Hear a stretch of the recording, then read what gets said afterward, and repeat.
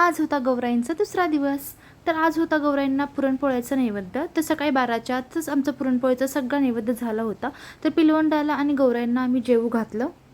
आणि संध्याकाळी होता आमच्या इथे सार्वजनिक गणपतीच्या समोर मंगळागौरींचा बायकांसाठीचा कार्यक्रम. मग पटकन तयार होऊन गेलो मंगळागौर खेळायला. इथे मी 6 वारीची 9 वारी साडी नेसलेली होती. बायकांना सगळे दिवस एकसारखे असतात बघा, त्यातूनच का थोडाफार वेळ काढून ह्या सगळ्या बायका इथे मंगळागौर खेळायला आल्या होत्या.